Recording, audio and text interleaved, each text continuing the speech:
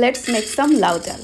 So ফার্স্টেই আমি ডালটা খুব ভালো করে ধুয়ে নিয়ে একটা পাতিলে, যেটাতে আমি ডালটা রান্না করব, সেখানে দিয়ে নিলাম। তারপরে আমি লাউগুলো কেটে দিয়ে নিলাম। দেন আমি এখানে কাঁচামরিচ ফালি করে তারপরে কেটে দিয়েছি, পেঁয়াজ কুচি দিয়েছি, তারপরে এরকম করে টমেটো কেটে তারপরে দিয়ে দিয়েছি। এখন লবণ দিব, রসুন বাটা, তারপরে মরিচের গুঁড়া, হলদের গুঁড়া, সব কিছু পরিমাণ মতো, তারপর একটু জিরা গুঁড়াও দিয়েছি আমি। দেন এটা সব কিছু আমি ভালো করে হাতে একদম মেখে নিব, একদম ভালো করে ম্যারিনেট করে নিব। এটা মাখাইলে না মানে আরও মজাটা আরও বেশি হয়ে যায়। আমি ভালো করে সব কিছু মাখাই নিলাম। এখন এটাতে আমি কি করব, পর্যাপ্ত পরিমাণে, পর্যাপ্ত বলতে এটা সিদ্ধ করতে যতটুকু পানি লাগে ততটুকু দিয়ে দেবো। সিদ্ধ হওয়ার পরে এই যে দেখতেই পাচ্ছেন, এখন এটাকে ভালো করে ঘুটাই দিব। ঘুটায়া সুন্দর করে সব কিছু মিক্সড করে নিয়ে দেন আমি এটাতে পর্যাপ্ত পরিমাণে এখন পানি দিয়ে দিব।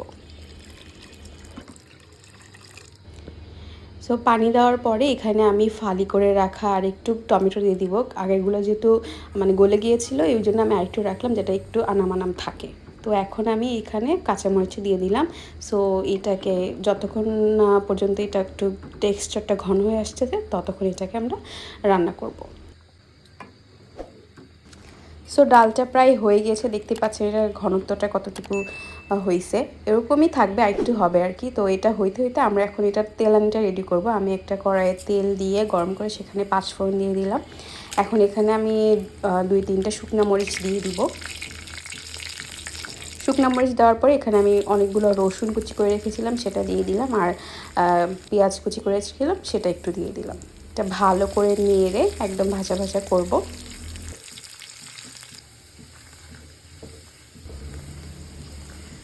ভাজা হয়ে গেলে এটাকে আমরা এখন ডালের মধ্যে ছেড়ে দিব। আর এই তেলানি দেওয়ার পরে যে একটা স্মেল আসে, এটা অ্যামেজিং। এটা নর্মাল ডাল রান্না করলেও খুব সুন্দর একটা স্মেল আসে, 5 ফোড়নটা দিলে বিশেষ করে। সো এই যে আমার ডাল ফাইনালি হয়ে গিয়েছে। আমি এতটুকুই ঘনত্ব রাখবো, আমার এরকম একটু পাতলা পাতলাই ভালো লাগে। আর লাউগুলো আমি একদম মানে কি বলে এটাকে গলায় ফেলাই নাই, একটু আনাম ছিল, যাতে আমি ভেঙে একটু খেতে পারি, ভেঙে ভেঙে কামড়ায় খেতে পারি। তারপর আমি একটু ধনে পাতাও দিয়ে দিলাম, ছিল না, ফ্রিজ খুঁজে যতটুকু পেয়েছিলাম ততটুকু দিলাম। সো ফাইনালি আমার ডালটা রেডি হয়ে গেছে। তো এখন চলেন খাওয়া দাওয়া করা যাক। এই যে আমার লাউ ডালের ফাইনাল লুক। আমি 2টা শুকনো মরিচও নিয়ে নিয়েছি। আজকে আমি এই ডাল দিয়েই দুপুরে ভাত খাবো। সো এই যে আমার লাউগুলো আমি একদম গলায় ফেলি নাই, একটু একটু ভাঙা ভাঙা আনাম ছিল। তো আমি একটু শুকনো মরিচও নিয়ে নিয়েছি আর অনেকগুলো ডাল নিয়ে নিব, যেহেতু আজকে আমি শুধু ডাল দিয়েই খাবো। সো আমি অনেকগুলো ডাল লাউ নিয়ে নিলাম, সাথে আমি শসাও নিয়েছিলাম একটু।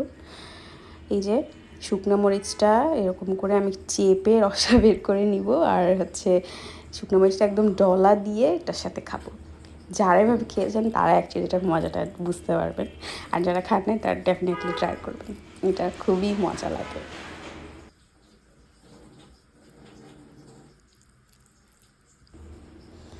সো ফার্স্ট বাইট নিলাম একদম মরিচ দিয়ে। এটা মরিচটা এতটা ঝাল ছিল না, আপনারা দেখে আবার ভয় পেন না যে এতগুলো মরিচ খেয়ে ফেলছি। এটা এতটা ঝাল ছিল না মরিচটা, তো আমি এই জন্য খেতে পারছি।